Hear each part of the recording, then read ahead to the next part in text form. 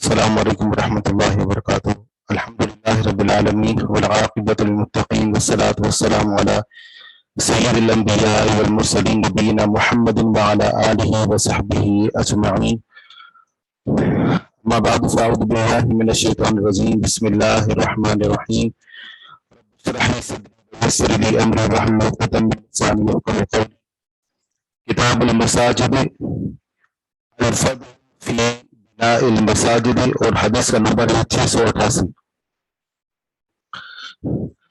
یہ کتاب ہے مسجدوں کے بارے میں، مسجد اور اس سے متعلقہ جتنے بھی امور ہیں بارے میں جو احادیث نبویہ وارد ہوئی ہیں، تو تمام احادیث جو سنن نسائی کے اندر کتاب المساجد کے حوالے سے وہ یہاں پر مذکور ہوں گی. سب سے پہلا باب یہ ہے کہ الفضل فی بناء المساجد، مساجد کے بنانے کی فضیلت. عن عمرو بن عباسة رضی اللہ عنہ ان رسول اللہ صلی اللہ علیہ وسلم قال من بنا مسجدا یذکر اللہ فیہ بنى اللہ عز وجل له بیتا فی الجنہ. عمر بن عباسہ رضی اللہ عنہ فرماتے ہیں کہ بے شک رسول اللہ صلی اللہ علیہ وسلم نے فرمایا، من بنا مسجدا للہ، جس نے بنائی مسجد، یذکر اللہ فیہ کہ اس میں اللہ تعالیٰ کا ذکر کیا جائے. یہ جو سبب ہے وہ ذکر کیا کہ مسجد بنانے کے پیچھے جو سبب ہے وہ سبب کیا ہے. نہ اس میں کسی قسم کا کوئی فخر مطلوب ہو، نہ مقابلہ بازی مطلوب ہو، اور نہ ہی اپنے مذہب اور مسلک اس کی بنیاد پر جو مسجد بنائی جائے، بلکہ مسجد بنانے کا مقصد ہے کہ اس میں اللہ تعالیٰ کا ذکر کیا جائے صحیح عقیدے کے مطابق. بن اللہ عز وجل له بیتا فی الجنہ، اللہ تعالیٰ اس کے لیے جنت میں گھر بنائے گا. تو یہ سودا ہے جنت کے گھر کا کہ اگر جنت میں گھر چاہیے تو پھر دنیا میں اللہ کے لیے جو بندہ گھر بنائے گا اللہ کے لیے، تو اللہ تعالیٰ اس کے لیے جنت میں گھر بنائے گا. یہ جو بنانے کی نسبت اللہ تعالیٰ کی طرف ہے، اللہ تعالیٰ خود تو نہیں بنائے گا، کیونکہ اللہ سبحانہ و تعالیٰ فرشتوں کو حکم دیتا ہے اور جس چیز کو اللہ تعالیٰ بنا دیا تھا وہ بنانا تھا وہ اللہ تعالیٰ نے بنا دیا، جیسے جنت الفردوس ہے، اس کو اللہ تعالیٰ نے اپنے ہاتھ سے بنایا. باقی پوری جنت اللہ تعالیٰ نے فرشتوں کو حکم دے کر اس کی آرائش، اس کی تزئین وہ فرشتوں کو سپرد کی. تو اس بندے کے لیے اللہ تعالیٰ جنت میں گھر بناتا ہے. اس سے یہ پتا چلا کہ جنت میں ایک بہت بڑا میدان ہے، کچھ جنت و آباد ہے اور کچھ بہت بڑا میدان ہے. جیسے معراج کی رات جب رسول اللہ صلی اللہ علیہ وسلم سیدنا ابراہیم علیہ السلام سے ملاقات کی تو ابراہیم علیہ السلام نے کہا تھا کہ محمد صلی اللہ علیہ وسلم اپنی امت کو میری طرف سے سلام کہنا اور ان کو بتانا کہ جنت جو ہے نا وہ ایک چٹیل میدان ہے، لیکن اس کی مٹی بڑی عمدہ ہے اور اس کا پانی میٹھا ہے. جنت کی جو مٹی ہے بڑی بہترین مٹی ہے، زرخیز، اور اس کا پانی بڑا پاکیزہ اور عمدہ ہے. فرمایا کہ جو اس میں درخت لگانا چاہتے ہیں نا جنت میں چٹیل میدان کے اندر، تو وہ کیا ہے؟ سبحان اللہ، الحمدللہ، اللہ اکبر، لا الہ الا اللہ، یہ اذکار بتائے. تو خیر ان اذکار سے جنت کے اندر درخت لگتے ہیں، لیکن جو جنت کے اندر گھر بنتا ہے اس کی ایک شکل تو یہی ہے کہ بندہ اللہ کے لیے ایک گھر دنیا کے اندر تعمیر کرے تو اللہ تعالیٰ اس کے لیے جنت میں گھر بنائے گا. اس کے علاوہ بھی کچھ دیگر اعمال ہیں کہ جن کی وجہ سے بندے کے لیے جنت میں گھر تعمیر ہوتا ہے. مثلا کوئی حدیث ذہن آ رہی ہے؟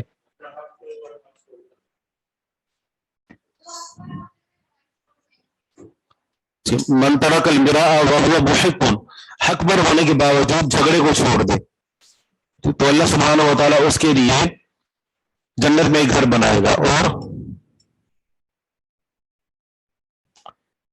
اسی طرح ایک بندے کا بچہ فوت ہو جاتا ہے اور اس موقع پر وہ صبر کرتا ہے تو اللہ سبحانہ و تعالیٰ فرشتوں سے پوچھتا ہے کہ کیا تم نے میرے بچے کے جگر کے ٹکڑے کو تم نے قبض کر لیا؟ تو فرشتے کہنے کی چاہیے. اللہ تعالیٰ پوچھتا کہ میرے بندے نے کیا کہا؟ تو کہتے ہیں کہ بندہ کہہ رہا تھا کہ حامد کا بستر جا، تیری حمد بیان کی اور انا للہ و انا الیہ راجعون پڑھا. تو اللہ تعالیٰ فرماتا ہے کہ ابنوا لعبدی بیتا وسموہ بیت الحمد، کہ میرے بندے کے لیے جنت میں گھر بناؤ اور اس گھر کا نام رکھو بیت الحمد، تعریف کا گھر. تو اس سے بھی پتا چلا کہ جھگڑے پر ہونے کے باوجود جھگڑے کو چھوڑ دینا اور مذاق میں بھی جھوٹ نہ بولنا اور اسی طرح بچے کی وفات پر جو صبر کرنا، تو یہ وہ اعمال ہے جس وجہ سے بندے کے لیے جنت میں گھر بنتا ہے. اسی طرح رسول اللہ صلی اللہ علیہ وسلم نے خدیجہ رضی اللہ عنہا کو فرمایا تھا کہ اس کے لیے جنت میں ایک گھر ہے جو ایک موتی کا بنا ہوا ہے، اس میں کوئی شغاف نہیں، شور نہیں ہے. اور اس کے پیچھے وجہ بتائی گئی تھی کہ کیونکہ انہوں نے کبھی رسول اللہ صلی اللہ علیہ وسلم کی زندگی میں شور نہیں مچایا. جس طریقے سے موجودہ دور میں خواتین اپنے شوہروں کی زندگیوں کو مصیبت بنا کر رکھ دیتی ہیں، تو اس موقع پر بھی صبر کرنا شوہر کے ساتھ اس نے صورت میں تو یہ بھی جنت میں گھر بنانے کا ایک سبب ہے. کچھ بےچینیاں ہو رہی ہیں.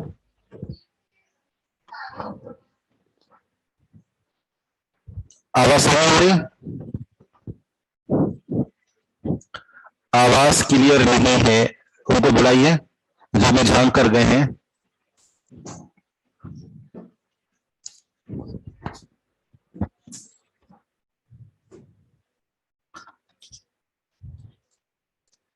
آپ کا امتحان انشاءاللہ کتاب المساجد کے آخر تک آئے گا اور پرچہ بنا کر دیا جا چکا ہے. رفعت الاقلام وجفت الصحف، کوئی تبدیلی نہیں ہو سکتا اس میں. اور یہ پرچہ بہت آسان اس طریقے سے ہے کہ آپ کو احادیث نہیں لکھنی، پورا ترجمہ نہیں لکھنا، صرف جو ہے آپ کو اختیارات دیے ہیں کہ آپ نے ہاں یا نہ میں جواب دینا ہے، یا آپ نے حکم لگانا ہے کہ واجب ہے، مستحب ہے، مندوب ہے، حرام ہے، مباح ہے، اس طریقے سے.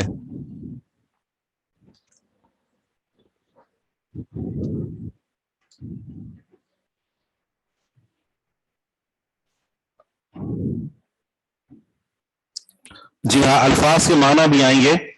ایک لفظ پوچھا جائے گا کہ اس کا کیا معنی ہے، اس سے ملتے جلتے 2 یا 3 معنی ذکر کیے گئے ہیں، تو آپ نے بتانا کہ ان تینوں میں سے کون سا معنی درست ہے.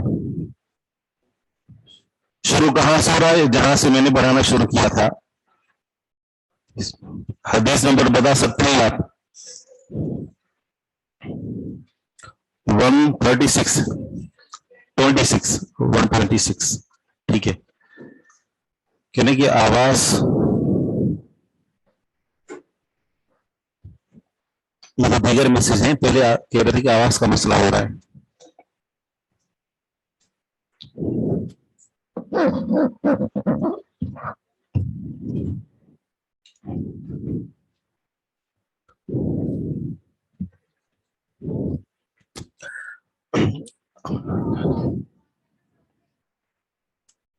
ابھی تک تو ایک ہی بنایا ہے. اب دیکھتے ہیں آگے کیا ہوتا ہے.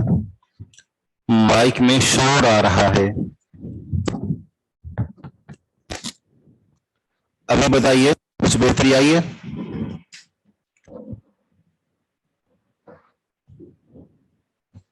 جی ٹھیک ہے.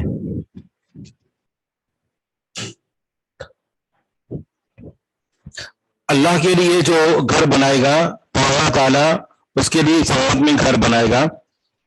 اور یہ جو شخص دنیا کے اندر گھر بنا رہا ہے یہ کتنا ہونا چاہیے اللہ کے لیے جو گھر بنا رہا ہے.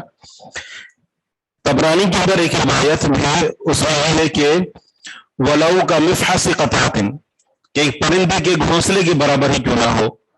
اور پرندے کا گھونسلہ ہاتھ کے برابر ہوتا ہے. اس سے کیا پتا چلا کہ اگر اللہ کے گھر کی تعمیر میں بندہ اگر حصہ لیتا ہے چاہے وہ ایک ہاتھ کے برابر کیوں نہ ہو. اور ایک ہاتھ کے برابر کیا چیز ہوتی ہے؟ اینٹ. تو اگر آپ صرف اتنا حصہ ملاتے ہیں تو یہ بھی انشاءاللہ جنت میں گھر بنانے کے لیے کافی عمل ہے. کیونکہ اللہ تعالیٰ کے یہاں کسی چیز کی کوئی کمی نہیں ہے. لیکن بندے کا بس اخلاص ہونا چاہیے چاہے پھر بندہ اللہ کے گھر کی تعمیر میں ایک اینٹ جو ہے وہ خرید کر کیوں نہ دے.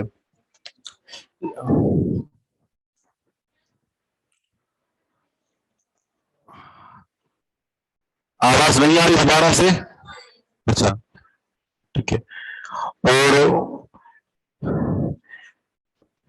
بار بار بات جو ہے وہ ٹوٹ رہی ہے.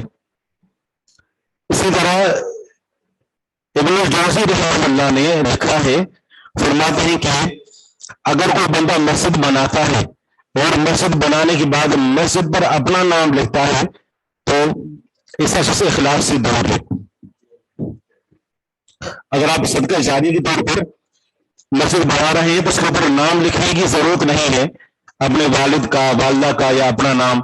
اب بغیر نام کے بھی کیونکہ اللہ تعالیٰ کو تو معلوم ہے کہ اس بندے نے میرے لیے بنائی ہے. ناموں کی کوئی حیثیت نہیں ہے بلکہ نام ذکر کر دینا بس اوقات اخلاص کو ختم کر دیتا ہے. اور پھر یہ تو فضیلت وارد ہوئی ہے کیا یہ مسجد کے لیے پلاٹ کے لیے بھی ہے یا مسجد بنانے کی ہے؟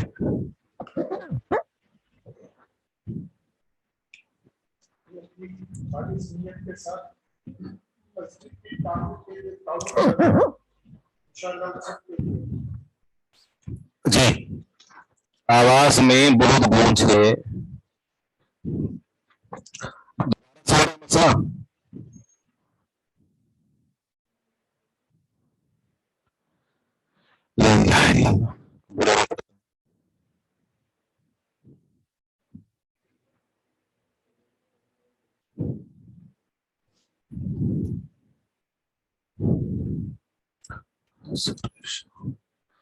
مائک زیادہ قریب ہے.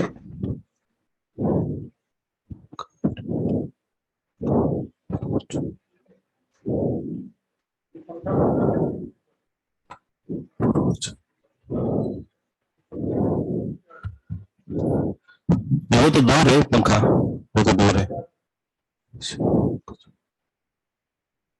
کچھ بہتر ہوئی ہے تو بس کیا ہی نہیں کیسے بہتر ہو گئی. السلام السلام.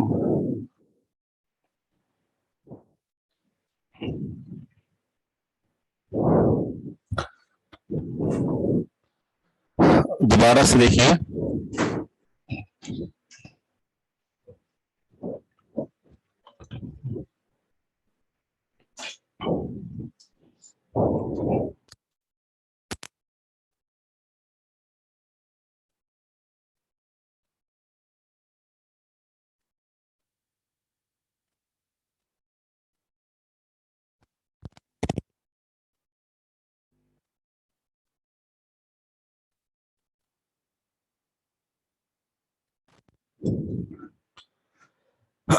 السلام علیکم ورحمۃ اللہ وبرکاتہ. ابھی آواز کچھ بہتر ہے؟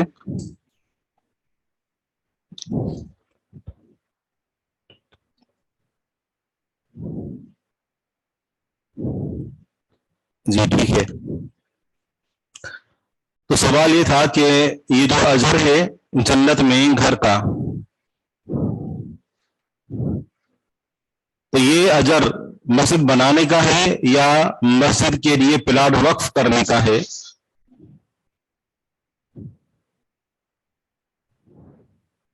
اس بارے میں جواب یہ ہے کہ مسجد بنانے کا جو یہ اجر ہے، یہ اجر اس شخص کے لیے ہے کہ جو مسجد بناتا ہے، لیکن جو مسجد کے لیے پلاٹ وقف کرتا ہے اس کا ثواب اس سے زیادہ ہے. اس کو نہ صرف یہ ثواب کہ بلکہ وہ جو وقف کرتا ہے اور اس بنا پر جو پوری زمین قیامت تک جب تک جو ہے اس کے لیے یعنی وہ قائم رہے گی تو اس کے لیے وقف کا بھی جو اس کو ثواب ملتا رہے گا. تو بالخصوص ایسی جگہیں کہ جہاں پر مساجد نہ ہوں وہاں پر کوشش کر کے معلوم کر کے اور پلاٹ کی مد میں یعنی بندہ شریک ہو اور مساجد کی تعمیر میں پلاٹ کی طریقے سے جناب ہو جا کر حصہ شامل کر لے تو یہ وقف کے زمرے میں آتا ہے اور وقف بہت زیادہ اجر و ثواب کا باعث ہے. کتاب المساجد کی ہم پہلی حدیث پڑھ رہے تھے.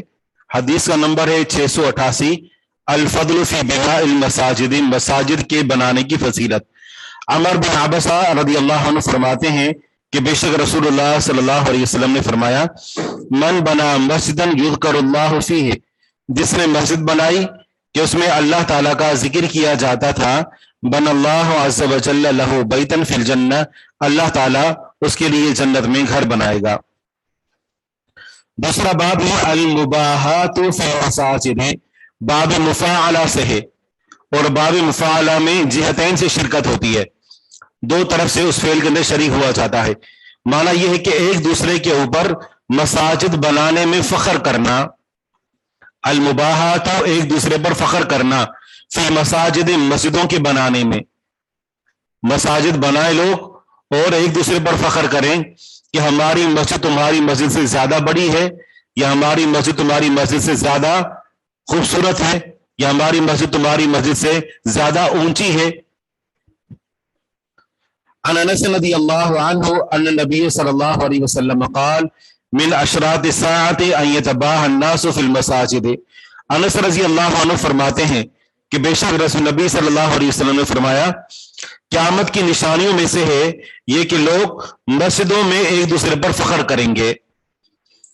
مطلب یہ ہوگا کہ جو مسجد بنانے کا جو مقصد ہے وہ مسجد کا جو مقصد ہوگا وہ فوت ہو جائے گا اور بڑی بڑی عالیشان لوگ مسجدیں بنائیں گے، جس طرح عام طور پر بڑے بڑے شہروں کے اندر ہوتا ہے کہ لوگ مسجد تو بنا دیتے ہیں لیکن نمازی نہ ہونے کے برابر ہوتے ہیں الا ماشاء اللہ. اور یہ آپ علیہ الصلوۃ والسلام کی جو پیشن گوئی تھی یہ بھی حرف بحرف سچ ثابت ہوئی. تو یہ فخر کب ہوتا ہے کہ جب ایک معتاد طریقے سے ایک عام روٹین سے ہٹ کر اس کے اندر کچھ اضافی جو ہے وہ زیب و زینت اختیار کی جائے. جیسے میں نے ایک مسجد کی تصویر دیکھی، اس کے اندر پورا جس طریقے سے جو پارک کی جو تھیم ہوتی ہے نا پورا جو نا وہ پارک کی طرح اس کو بنایا ہوا ہے. اب لوگ مسجد میں توجہ کم دے رہے ہیں، ادھر اوپر زیادہ دیکھ رہے ہیں، باقاعدہ وہ بادلوں کا اور پارک اور درخت اور یہ سب کچھ انہوں نے وہ لوگوں کو جو اٹریکٹ کرنے کے لیے. لیکن بات یہی ہے کہ پھر اس طرح کی جگہوں پر جا کر لوگ اللہ تعالیٰ کا ذکر تو نہیں کرتے، عبادت تو نہیں کرتے. اسی طرح آپ دیکھیں حرمین کے اندر، ٹھیک ہے نا، حرمین کے اندر جو عبادت کرنے کا جو مقصد ہے لوگ اس مقصد کو چھوڑ کر اور مسجدوں کی تصویر بنانے کے اندر وہ لگے رہتے ہیں. کبھی کوئی تصویر، کبھی وہ جہاں پر جو نا وہ صحیح کر رہے ہیں، طواف کر رہے ہیں، لیکن ہر جگہ پر لوگ جو تصویر کشی کر رہے ہوتے ہیں تو مقصد ہوتا ہے وہ ختم ہو جاتا ہے. تو مسجد ہونی چاہیے جس طریقے سے ہم یعنی عام طریقے سے جیسے گھر بنائے جاتے ہیں اسی طریقے سے، یعنی ضروری نہیں کہ آپ کراچی شہر کے اندر جو ہو اینٹ اور گاڑی کی مسجد بنائے گی سنت کے مطابق، نہیں، جو عام طریقے سے چل رہا ہے جس طرح سے لوگوں کی رہائش ہے اسی طریقے سے مناسب بنائی جائے. باقی اس کے اندر نقش و نگار کرنا، شیشے لگانا اور اس طریقے سے چیزیں اس کے اندر لگانا کہ لوگ عبادت کی بجائے انہی چیزوں کی طرف زیادہ متوجہ ہوتا ہے. آج ہی ہم پڑھ رہے تھے تفسیر میں کہ جب سیدنا ابراہیم علیہ السلام نے سیدنا اسماعیل علیہ السلام کے گلے پر چھری پھیرنا چاہی اور اللہ تعالیٰ نے دمبا دے دیا، تو اس دمبے کے جو دونوں سینگ تھے نا، ابو طلحہ انصاری رضی اللہ عنہ کے گھر میں موجود تھے اسی دورے کے، اور نسل در نسل چلتے ہوئے آ رہے تھے۔ تو آپ علیہ السلام ان کے گھر نماز پڑھی، اور جب وہاں سے چلے گئے تو ان کو بلایا، کہا کہ میں یہ بات بھول گیا تھا کہ جب گھر کے اندر کوئی ایسی چیز ہو نا جہاں تو نماز پڑھتے ہو اور وہ چیز انسان کو اپنی طرف متوجہ کرنے والی ہو، نماز میں خلل ڈالنے والی، تو اس کے اوپر تم نے پردہ ڈال دینا ہے۔ تو ہمارے جو مصلے ہوتے ہیں ہمارے گھروں کے اندر، سب کے اندر جو مصلے ہوتے ہیں، پہلی بات تو یہ ہے کہ اس کے اندر اگر آپ غور سے دیکھیں تو آپ کو اس کے اندر شکلیں نظر آئیں گی، اور کبھی شکلیں نہیں بھی ہوں تو کم از کم خانہ کعبہ اور مسجد نبوی کی احانت ہو رہی ہوتی ہے کہ بندہ اسی پر پاؤں رکھ رہا ہوتا ہے، تو بالکل سادہ ہونا چاہیے، اور اگر ممکن ہو تو آپ اس کے اوپر ایک ہی کلر کا کپڑا، جو سفید کپڑا ہے وہ آپ اس کے اوپر چادر کی طرح بچھا دیں، تاکہ آپ کا خیال جو ہے وہ نقش و نگار کی طرف نہ جائے۔ اور نماز گھروں میں اگر آپ پڑھتے ہیں تو ایسی تمام چیزیں اپنے آپ سے ہٹا دیں کہ جس طرف آپ کی توجہ چلی جاتی ہے۔ جی ہاں، وہ تو بالکل۔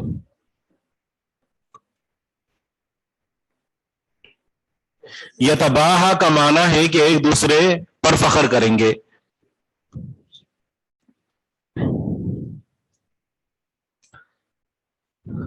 من اشراط الساعۃ، یہ شرط کی جمع نہیں ہے، اشارت کی جمع، اشارت علامات، قیامت کی علامات میں سے ہے یہ کہ لوگ ایک دوسرے پر مسجدوں میں فخر کریں گے۔ ذکر ای مسجد وضع اولا، یہ اس باب کا تذکرہ ہے، اس بات کا تذکرہ ہے کہ روئے زمین پر سب سے پہلے کون سی مسجد رکھی گئی، ایو مسجد، کون سی مسجد، وضع، کہ جس کی بنیاد رکھی گئی، اولا، سب سے پہلے۔ جب آدم علیہ السلام زمین پر اترے تو آدم علیہ السلام کہاں اللہ تعالیٰ کی عبادت کیا کرتے تھے، اور کہاں جو ہے وہ، یعنی یہ جو روئے زمین پر جو مساجد ہیں، مسجد میں سے کون سی مسجد ہے جو سب سے پہلے وجود میں آئی؟ ان ابراہیم قال کنت اقرأ علی ابی القرآن فی السکۃ، ابراہیم فرماتے ہیں کہ میں اپنے والد پر قرآن کریم پڑھا کرتا تھا، فی السکۃ، گلیوں میں یا گلی میں، یعنی جب کبھی ہم گزر رہے ہوتے تو گلیوں محلوں سے ہمارا گزر ہوتا، میں اپنے والد پر قرآن پڑھ رہا ہوتا۔ فإذا قرأت السجدۃ، جب میں کوئی ایسی آیت پڑھتا کہ جس میں سجدہ ہوتا، اگرچہ سجدہ کرنا ایک مسنون عمل ہے، واجب نہیں ہے، سجدہ تو وہ سجدہ کرتے۔ فقلت یا ابتی، بس میں نے کہا اے ابا جان، اتسجد فی الطریق، کیا آپ راستے میں سجدہ کرتے ہیں؟ فقال انی سمعت ابا ذر، تو انہوں نے فرمایا کہ میں نے ابو ذر رضی اللہ عنہ سے سنا، یقول سألت رسول اللہ صلی اللہ علیہ وسلم ای مسجد وضع اولا، فرماتے ہیں کہ میں نے رسول اللہ صلی اللہ علیہ وسلم سے سوال کیا کون سی مسجد ہے کہ سب سے پہلے جس کی بنیاد رکھی گئی؟ قال المسجد الحرام، آپ علیہ الصلوۃ والسلام نے فرمایا کہ جس مسجد کی سب سے پہلے بنیاد رکھی گئی وہ مسجد حرام ہے۔ قلت ثم ایون، ابو ذر رضی اللہ عنہ فرماتے ہیں کہ میں نے کہا پھر کون سی؟ فرمایا کہ المسجد الاقصی، اس کے بعد مسجد اقصی کی بنیاد رکھی گئی۔ قلت وکم بینہما، ابو ذر رضی اللہ عنہ کہتے ہیں کہ میں نے کہا ان دونوں کے درمیان کتنا عرصہ تھا، کتنے عرصے بعد مسجد حرام کی تعمیر کے بعد مسجد اقصی کی بنیاد رکھی گئی؟ قال 40 عاما، تو آپ علیہ الصلوۃ والسلام فرمایا کہ 40 سال۔ والارض لک مسجد، اور تمہارے لیے پوری روئے زمین مسجد ہے۔ فحیثما ادرکت الصلاۃ، بس جہاں کہیں تمہیں نماز، جہاں کہیں تم پاؤ نماز کو، فصلی، بس تم نماز پڑھو۔ سب سے پہلے مسجد حرام کی بنیاد رکھی گئی اور اس کے 40 سال بعد مسجد اقصی کی بنیاد رکھی گئی۔ تو مسجد اقصی کی بنیاد کنہوں نے رکھی؟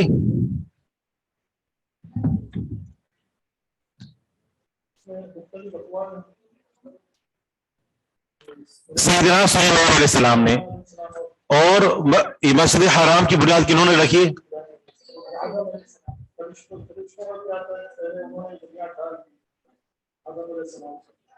اگر ہم کہیں کہ مسجد حرام کی بنیاد ابراہیم علیہ السلام نے رکھی، تو ابراہیم علیہ السلام کے درمیان اور سلیمان علیہ السلام کے درمیان ہزاروں سال کا فاصلہ ہے، تو یہ پھر بات فٹ نہیں بیٹھتی.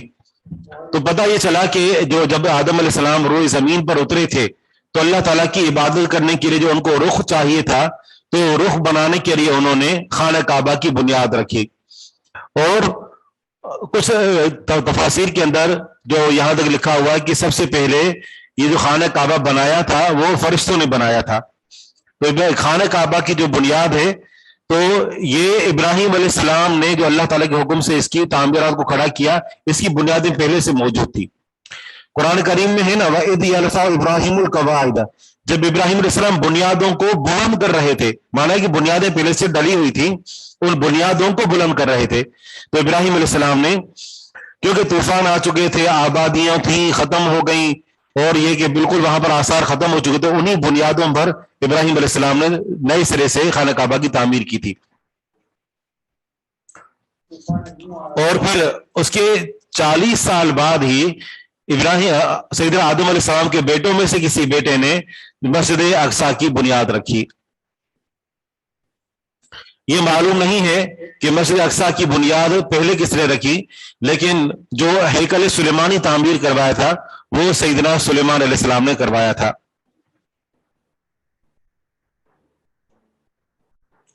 جبکہ شارح نے لکھا ہے کہ مسجد اقصی کی بنیاد بھی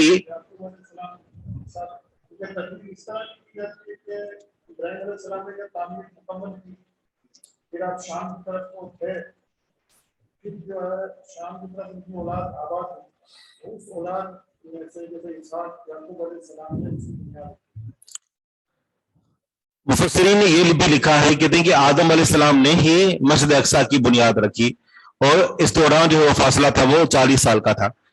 تو مسجد اقصی، اس کو مسجد اقصی کیوں کہا جاتا ہے؟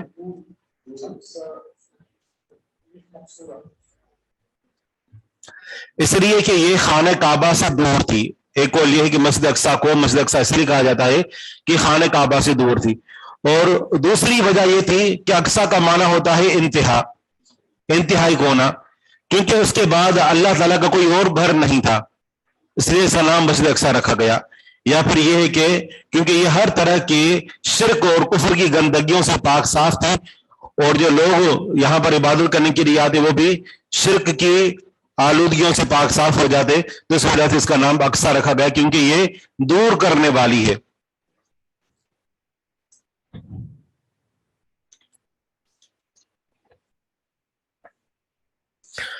اور اس امت کے لیے پھر بعد میں یہ اجازت دی گئی کہ آپ کے لیے پورے روئے زمین سجدہ گاہ ہے، آپ جہاں پر چاہیں آپ سجدہ کر سکتے ہیں، لیکن شرط یہ ہے کہ زمین اپنی اس صفت میں ہو کہ جس صفت میں اللہ تعالیٰ نے اس کو پیدا کیا ہے.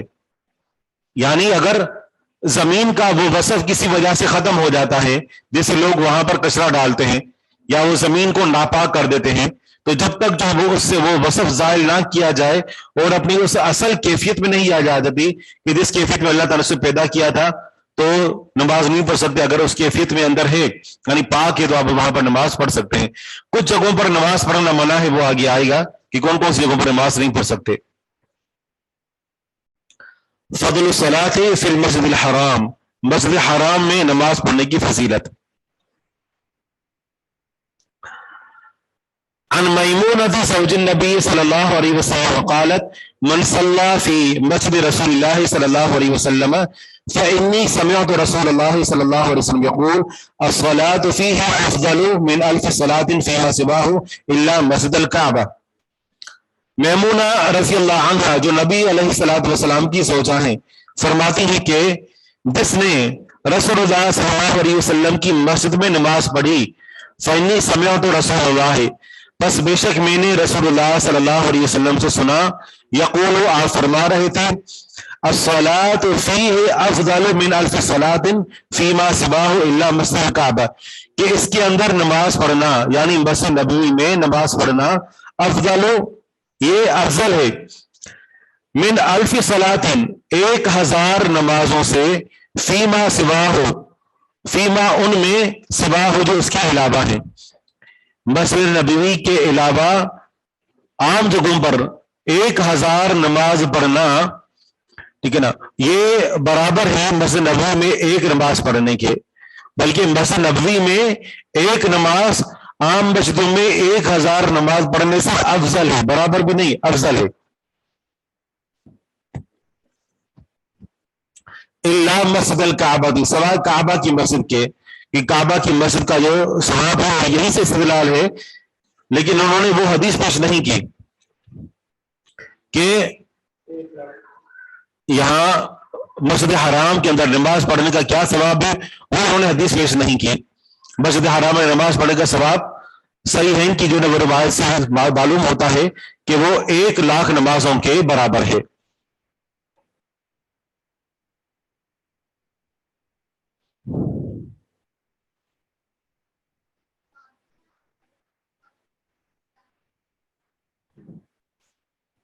نہیں، فضل الصلاۃ فی المسجد الحرام، اسی سے جو نا یہ باب کا تعلق ہے کہ مسجد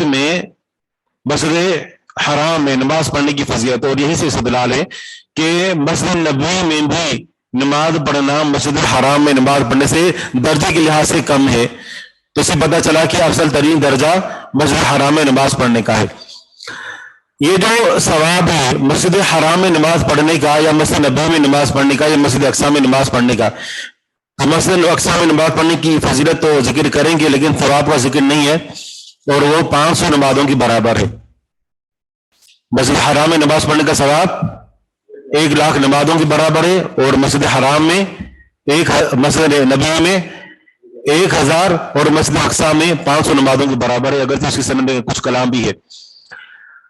تو یہ خاص ہے صرف مسجد کے ایریے کے ساتھ، چاہے مسجد کتنی ہی بڑی کیوں نہ ہو جائے، مسجد کے ارد گرد. حتیٰ کہ علماء نے یہاں پر بھی لکھا ہے کہ ایک ہے مسجد کی دیوار، جیسے خانہ کعبہ کی جو بلڈنگ بن چکی ہے، دیوار جو باہر والی بن چکی ہے، تو یہ ثواب اس کے اندر نماز پڑھنے کا ہے، الا ہے کہ کوئی عذر ہو، جیسے بھیڑ زیادہ ہو گئی، باہر نماز پڑھنا ضروری ہے. بس نبی کا کتنا بڑا صحن ہے.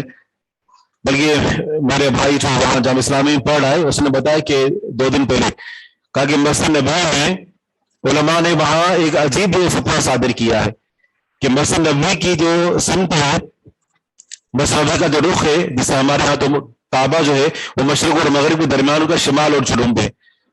تو مسجد نبوی کی جو جہاں پر امام کھڑا ہوتا ہے اس میں کوئی بھی کھڑا نہیں ہوتا تھا. ہم نے وہاں 8 سال گزارے، کبھی ایسا نہیں ہوا. لیکن اب کہہ رہے ہیں کہ علماء نے کچھ فتوے دیے ہیں کہ اگر بھیڑ زیادہ ہو جائے تو آپ امام سے بھی آگے کھڑے ہو سکتے ہیں صحن میں. اگلا ایک تو نہیں کہ پچھلے صحنوں کے اندر تو کھڑے ہوتے تھے، یعنی یہ یو کی طرح جو ہے وہ یو کی اسٹائل میں یوں کھڑے ہوتے تھے، لیکن اب یہ کہ جہاں پر امام کھڑا ہوتا ہے اس سے بھی لوگ آگے کھڑے ہو رہے ہیں.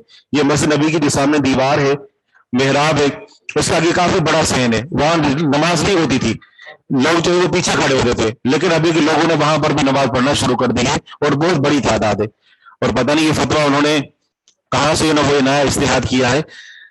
تو بہرحال ہم بات کر رہے تھے کہ یہ جو ثواب ہے یہ مسجد نبوی کی 4 دیواری کے اندر کا ہے، مسجد حرام کی 4 دیواری کے اندر کا ہے. اور 4 دیواری چاہے اس کے اندر کتنی بھی جو ہے وسعت ہو جائے اور تعمیرات کی لحاظ اس کو آگے تک پھیلا کر لے جائے. اور دوسری بات یہ ہے کہ یہ ثواب کیا یہ صرف فرض نمازوں کا ہے یا سنت اور نوافل کا بھی ثواب ہے؟ جیسے ہر شخص اگر مسجد حرام کے اندر 2 رکعت سنت یا نوافل پڑھتا ہے تو کیا یہ عام مساجد میں 1,00,000 نوافل سے بڑھ کر اجر والا ہے یا صرف یہ فرض کے ساتھ خاص ہے؟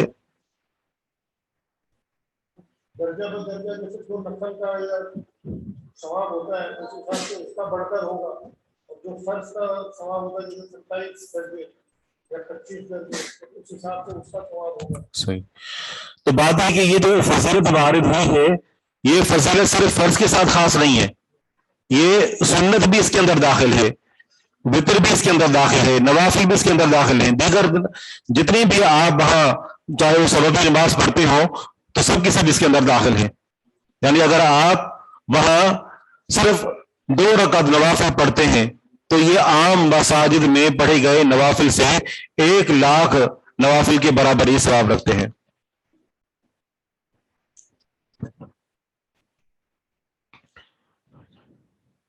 اگلا بات ہے الصلاۃ فی الکعبہ، کعبہ کے اندر نماز پڑھنا. تو کعبہ کے اندر جب نماز پڑھیں گے تو رخ کس طرف کریں گے؟ اس حدیث کے اندر اس کی وضاحت موجود ہے. عن ابن شهاب عن سالم عن ابیہ، طواف کے بعد نفلی نوافل جو پڑھتے ہیں وہ بھی شامل ہیں. جی ہاں، طواف کے بعد بھی جو نوافل پڑھتے ہیں، جو بھی نماز آپ مسجد حرام کے اندر پڑھتے ہیں تو اس کا ثواب اسی طرح بڑھ جاتا ہے. عن سالم عن ابیہ قال دخل رسول اللہ صلی اللہ علیہ وسلم البیت هو واسامة بن زید وبلال وعثمان بن طلحة. سالم اپنے والد عبداللہ بن عمر رضی اللہ عنہ سے روایت کرتے ہیں، فرماتے ہیں کہ رسول اللہ صلی اللہ علیہ وسلم بیت اللہ میں داخل ہوئے، آپ اور اسامہ بن زید اور بلال اور عثمان بن طلحہ رضی اللہ عنہم. فاغلقوا علیہم، بس انہوں نے اپنے اوپر اس کو بند کر دیا، بیت اللہ کو، اس کا جو دروازہ تھا اس کو اپنے اوپر بند کر دیا. فلما فتحها رسول اللہ صلی اللہ علیہ وسلم، بس جب رسول اللہ صلی اللہ علیہ وسلم اس کو کھولا، دروازے کو کھول کر باہر نکل آئے، کنت اول من ولج، میں سب سے پہلا تھا جو خانہ کعبہ کے اندر داخل ہوا. یعنی آپ علیہ الصلوۃ والسلام داخل ہوئے صحابہ کرام کے ساتھ، دروازہ بند کر دیا، دروازہ کھولا، باہر نکلے تو میں سب سے پہلے داخل ہوا. فلقیت بلالا، بس میں بلال رضی اللہ عنہ کے ساتھ ملا.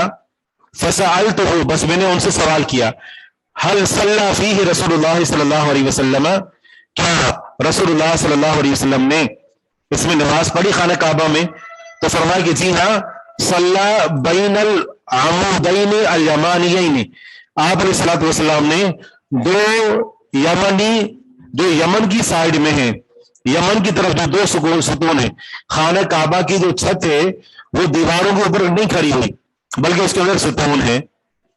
تو جو ستون یمن کی طرف ہے جسے رکن یمانی ہے اور اس کے ساتھ جو حجر اسود کا کونا ہے، تو یہ جو یمن کی طرف جو دو ستون تھے، آپ علیہ الصلوۃ والسلام ان دونوں کی طرف درمیان کھڑے ہوئے، یعنی رک کر کے، اور وہاں پر آپ نے نماز پڑھی. کہ خانہ کعبہ کے اندر فرض نماز پڑھی جا سکتی ہے یا سنت یا نوافل؟ اگرچہ آپ علیہ الصلوۃ والسلام نے نہیں پڑھی، لیکن علماء نے لکھا ہے کہ کیونکہ اگر نفل نماز ہو سکتی ہے تو فرض بھی ہو سکتی ہے. پھر رک کی طرف کریں گے جس طریقے سے آپ علیہ الصلوۃ والسلام نے کیا، یا کسی بھی طرح رک کر کے نماز پڑھیں تو خانہ کعبے کے اندر کسی بھی طرح رک کر کے نماز پڑھی جا سکتی ہے. لیکن سنت یہی ہے کہ دو رکن جو کہ یمن کی طرف ہیں ان کی طرف رک کر کے نماز پڑھی جائے.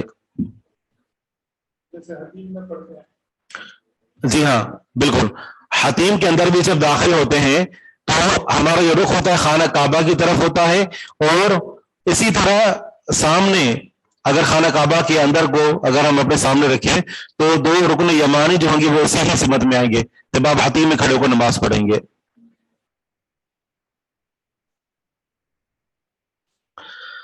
فضل المسجد الاقصی والصلاۃ فیہ، مسجد اقصی کی فضیلت اور اس میں نماز پڑھنا اس کی فضیلت.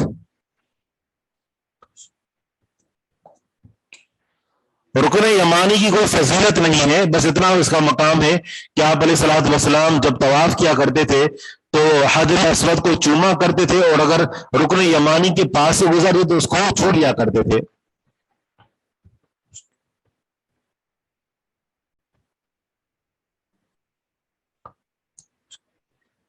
ولجا کا معنی ہے داخل ہوئے. کون تو اول من ولجا، میں سب سے پہلا تھا جو داخل ہوا. جی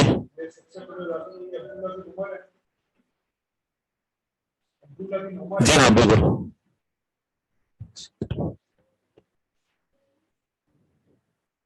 جی عمود، جی ہاں، عمودین تسنیہ ہے عمود کی، اور اس کا معنی ہے ستون. صحیح ہے بالکل. مسجد اقصی کی فضیلت اور اس میں نماز پڑھنے کی فضیلت، حدیث کا نمبر ہے 693. عن عبداللہ بن عمرو عن رسول اللہ صلی اللہ علیہ وسلم ان سلیمان بن داود لما بنا بیت المقدس. عبداللہ بن عمر رضی اللہ عنہ سے روایت ہے، رسول اللہ صلی اللہ علیہ وسلم سے روایت کرتے ہیں کہ بے شک سلیمان بن داؤد علیہ السلام نے جب بیت المقدس کو بنایا، مطلب دوبارہ سے اس کی تعمیر کی.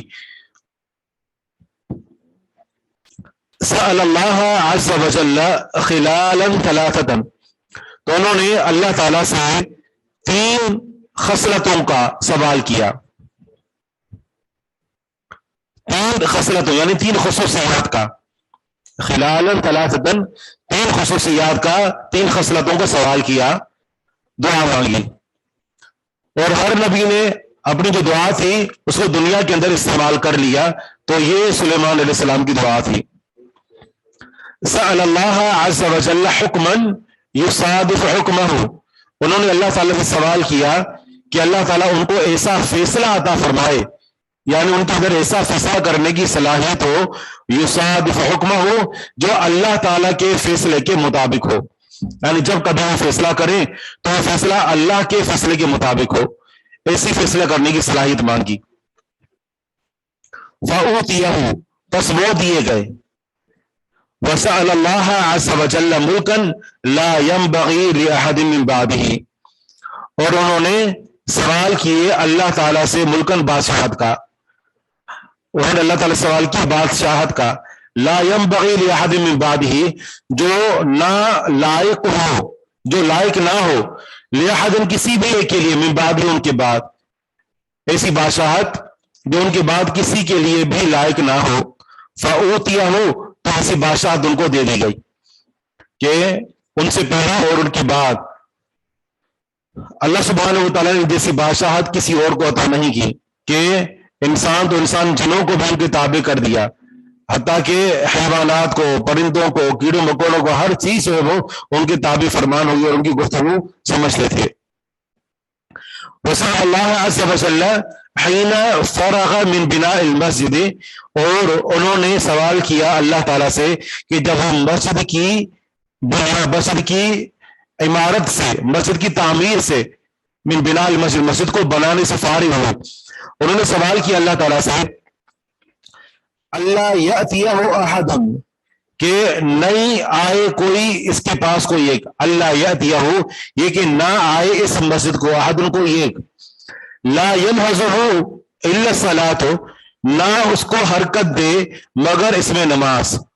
یعنی کوئی بندہ اپنے گھر سے صرف اس نیت سے اٹھ کر کھڑا ہو کہ جا کر مسجد اقصی کے اندر نماز پڑھنی ہے، نماز اس کو حرکت دے، اپنے گھر سے جو اٹھ کر کھڑا ہو اور چلے، تو اس کو اپنے گھر سے حرکت دینے والی چیز اس مسجد کے اندر نماز ہونی چاہیے.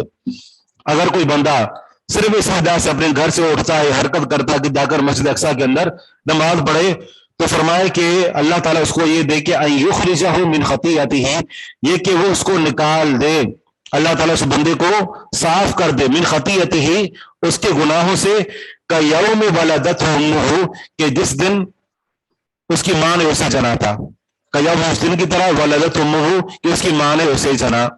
یعنی جس طرح وہ دنیا کے اندر آیا تھا گناہ سے صاف تھا، تو مسجد اقصی میں نماز پڑھنے کی وجہ سے اللہ تعالیٰ بندے کو گناہوں سے صاف کر دے، پاک کر دے.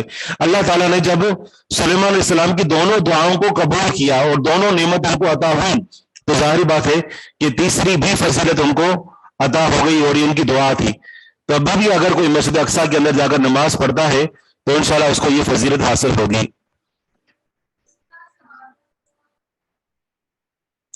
تیسرا سوال یہ تھا کہ یا اللہ، اگر کوئی بندہ مسجد اقصی کے اندر آ کر نماز پڑھے اور اس کا مسجد اقصی کے اندر آنے کا مقصد صرف نماز ہی ہو، نماز ہی اس بندے کو اپنے گھر سے حرکت دے کر اور مسجد اقصی کے اندر لے کر آئے، تو اس کے گناہوں کو ایسے صاف کر دے کہ جس دن وہ بندہ اپنی ماں کے پیٹ سے آیا تھا، جس دن وہ گناہوں سے پاک صاف تھا، اسی طرح اس کو گناہوں سے پاک اور صاف کر دے.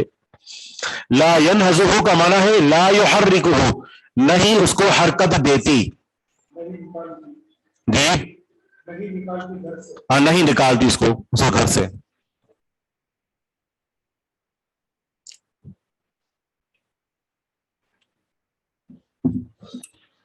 تو ترتیب تو یہ ہونی چاہیے کہ مسجد یعنی خانہ کعبہ کے اندر نماز کی فضیلت، اور اس کے بعد مسجد نبوی کی فضیلت اور مسجد اقصی کی فضیلت بعد میں آنی چاہیے. لیکن پہلے کیا ذکر کی؟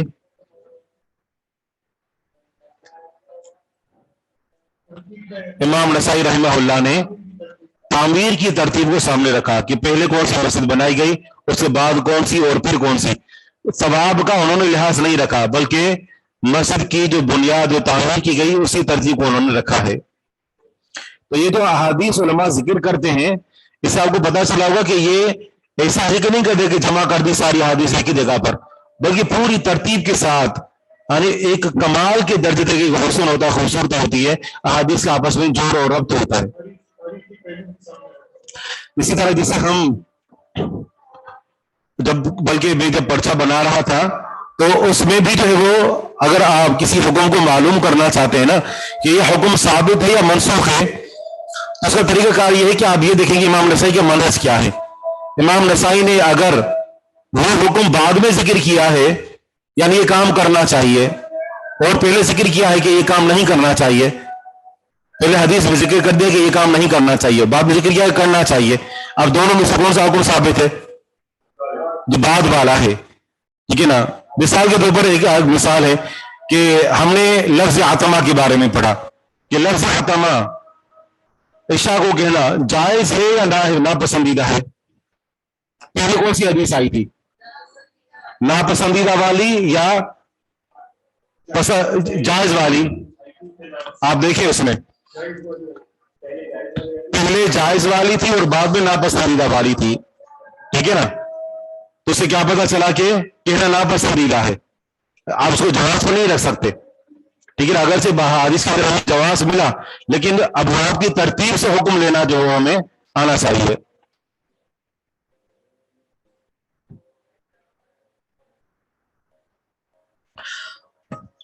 فضل مسجد النبی صلی اللہ علیہ وسلم والصلاۃ فیہ، نبی علیہ الصلوۃ والسلام کی مسجد کی فضیلت اور اس میں نماز پڑھنے کی فضیلت. عن ابی سلمہ بن عبد الرحمن و ابی عبد اللہ الاغری مولى الجہنیین وکانا من اصحاب ابی ہریرہ. ابو سلمہ بن عبد الرحمن اور ابی عبداللہ الاغر جو جوہنیوں کے آزاد کردہ غلام تھے، اور یہ دونوں ابو ہریرہ رضی اللہ عنہ کے شاگردوں میں سے تھے. انہوں نے ابو ہریرہ رضی اللہ عنہ سنا. ابو ہریرہ رضی اللہ عنہ فرمایا کرتے تھے کہ یقول صلاۃ فی مسجد رسول اللہ صلی اللہ علیہ وسلم افضل من 1000 صلاۃ فیما سواہ من المساجد الا المسجد الحرام. کہ رسول اللہ صلی اللہ علیہ وسلم کی مسجد میں نماز پڑھنا یہ افضل ہے 1000 نمازوں سے، فیما سواہ ان میں جو اس کے علاوہ ہیں، یعنی مسجد نبوی کے علاوہ میں 1000 نمازوں سے افضل ہے، الا المسجد الحرام سوائے حرمت والی مسجد کے، خانہ کعبہ کے. فإن رسول اللہ صلی اللہ علیہ وسلم آخر الانبیاء ومسجدہ آخر المساجد. بلا شبہ رسول اللہ صلی اللہ علیہ وسلم آخری نبیوں میں سے آخری نبی ہیں، اور آپ کی مسجد مسجدوں میں سے آخری مسجد ہے. کیسے؟ خاتم النبیوں تو سمجھ میں آتا ہے، لیکن آپ کی مسجد آخری مسجد کیسے ہے؟ نبی کی آخری مسجد.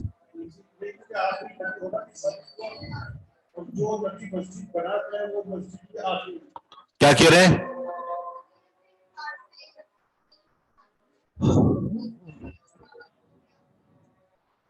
یعنی جس مسجد کو آپ علیہ الصلوۃ والسلام نے فضیلت والا قرار دیا یہ آخری مسجد ہے. اس کے بعد کوئی ایسی مسجد نہیں ہوگی جس کو آپ علیہ الصلوۃ والسلام بنائیں اور اس کی فضیلت اس سے زیادہ ہو. یہ وہ آخری مسجد جو آپ علیہ الصلوۃ والسلام نے بنائی.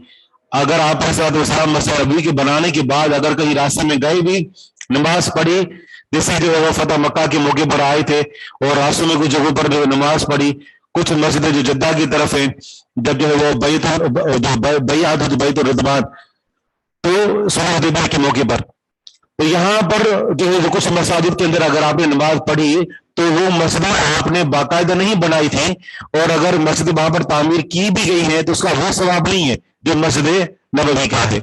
تو آپ کی آخری مسجد ہے فضیلت کے اعتبار سے بھی اور آخری نبی ہونے کے اعتبار سے بھی، کہ کسی مسجد کی کسی آخری نبی کی آخری مسجد ہے. جی ہاں، مسجدیں اور ہوں گی لیکن نبی کی یہ آخری مسجد ہے. جب انہوں نے حدیث بیان کر دی لیکن حدیث میں انہوں نے یہ نہیں کہا کہ یہ رسول اللہ صلی اللہ علیہ وسلم نے فرمایا ہے، کوئی وضاحت نہیں کی. اعلیٰ ابو سلمت و ابو عبداللہ، یہ جو ان کے دونوں شاگرد ہیں، فرماتے ہیں لم نشک ان ابا ہریرہ کان یقول عن حدیث رسول اللہ صلی اللہ علیہ وسلم، ہم اس بات میں شک نہیں کرتے تھے، ہمیں کوئی شک نہیں تھا کہ ابو ہریرہ رضی اللہ عنہ جو بھی بات کرتے ہیں تو وہ رسول اللہ صلی اللہ علیہ وسلم کی حدیث سے ہی بات کرتے ہیں، لیکن یہ بات کرتے ہیں انہوں نے وضاحت نہیں کی تھی. فمنعنا، تو ہمیں روک لیا گیا، یعنی ہم رک گئے کہ ان نستثبت ابا ہریرہ فی ذلک الحدیث، یہ کہ ہم ابو ہریرہ رضی اللہ عنہ سے ثبوت طلب کریں یا اس میں تحقیق کریں. اس حدیث میں ہم ابو ہریرہ رضی اللہ عنہ سے اس حدیث کی تحقیق سے جو وہ روک لیے گئے. ہم نے ان سے یہ نہیں پوچھا کہ یہ آپ کا اپنا فرمان ہے یا یہ حدیث ہے. حتی اذا توفی ابو ہریرہ، یہاں تک کہ جب ابو ہریرہ رضی اللہ عنہ فوت ہو گئے، ذکرنا ذالک وتلاومنا، ہم نے اس کو ذکر کیا اور ہم نے ایک دوسرے کو ملامت کی کہ حدیث سنی بھی تھی، کاش کے پوچھ لیتے کہ یہ آپ کا اپنا فرمان ہے یا یہ آپ نے رسول اللہ صلی اللہ علیہ وسلم سنا ہے. وتلاومنا، اور ہم نے ایک دوسرے کو ملامت کی، اللہ نقول کلمنا ابا ہریرہ رضی اللہ عنہ فی ذلک حتی یسندہ الی رسول اللہ صلی اللہ علیہ وسلم ان کان سمعہ منہ، اور ہم نے ایک دوسرے کو ملامت کی، اللہ نقول کلمنا، یہ کہ نہیں ہم نے بات کی ابو ہریرہ رضی اللہ عنہ سے فی ذلک، اس معاملے میں، حتی یسندہ الی رسول اللہ، یہاں تک کہ وہ اس حدیث کی نسبت کرتے رسول اللہ صلی اللہ علیہ وسلم کی طرف، ان کان سمعہ منہ، اگر آپ علیہ الصلوۃ والسلام نے اس کو آپ علیہ الصلوۃ والسلام سے سنا تھا، اگر آپ ابو ہریرہ رضی اللہ عنہ نے اس کو آپ علیہ الصلوۃ والسلام سنا ہوتا تو ہم پوچھ لیتے، وضاحت طلب کر لیتے. فبینا نحن علی ذلک جالسنا عبداللہ بن ابراہیم بن قارب، کہ ہم اسی ہی حالت پر تھے، یعنی اسی ایک دوسرے پر ملامت ہی کر رہے تھے، تو ہم آ کر عبداللہ بن ابراہیم بن قارب کے پاس آ کر بیٹھے، یہ بھی تابعی تھے. فذکرنا ذلک الحدیث، تو ہم نے اس حدیث کو ذکر کیا جو ابو ہریرہ رضی اللہ عنہ بیان کی تھی اور اس کی نسبت آپ علیہ الصلوۃ والسلام کی طرف نہیں کی تھی. والذی فرطنا فیہ من نص ابی ہریرہ، اور وہ کہ جو اس میں ہم نے کمی کی، والذی، اور وہ جو فرط ہمیں کوتاہی کی اس حدیث میں ابو ہریرہ رضی اللہ عنہ کی عبارت سے، کہ کاش ابو ہریرہ رضی اللہ عنہ سے تحقیق کر کے پوچھ لیتے تاکہ وہ اس کی نسبت آپ علیہ الصلوۃ والسلام کی طرف کر دیتے. وقال لنا عبداللہ بن ابراہیم، عبداللہ بن ابراہیم کے پاس جب ہم نے یہ حدیث ذکر کی تو عبداللہ بن ابراہیم نے کہا اشہد انی سمعت ابا ہریرہ، میں گواہی دیتا ہوں کہ بے شک میں نے ابو ہریرہ رضی اللہ عنہ سے سنا، یقول، فرما رہے تھے کہ رسول اللہ صلی اللہ علیہ وسلم نے فرمایا فإنی آخر الانبیاء، بس بے شک میں نبیوں میں سے آخری نبی ہوں، وإنہ آخر المساجد، اور بے شک یہ مسجد میں سے آخری مسجد ہے.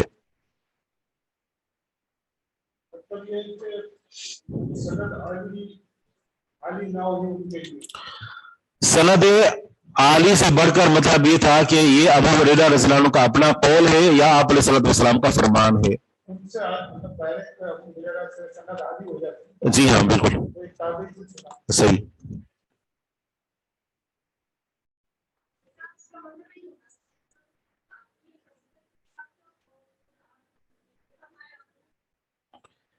آپ علیہ الصلوۃ والسلام آخری نبی ہیں اور آپ کی مسجد آخری مسجد ہے. آخری مسجد ہے فضیلت کے اعتبار سے، اور آخری مسجد ہے کہ ایک نبی کی آخری مسجد.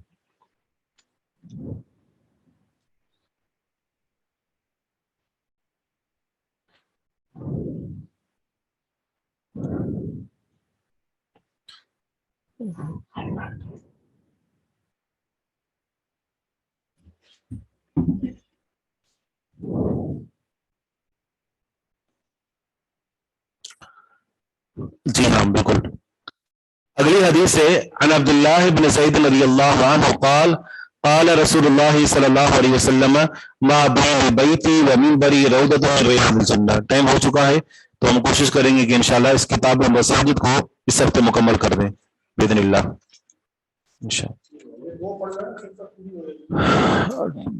بس اتنا کافی کیونکہ ٹائم زیادہ ہو چکا ہے. نیچے شروع ہوگا. سبحانک اللہم و بحمدک اشہد ان لا الہ الا انت استغفرک و اتوب الیک.